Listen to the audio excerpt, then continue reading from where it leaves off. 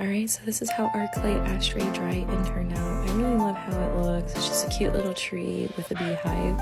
So I have all of these acrylic paints that I got from Ross.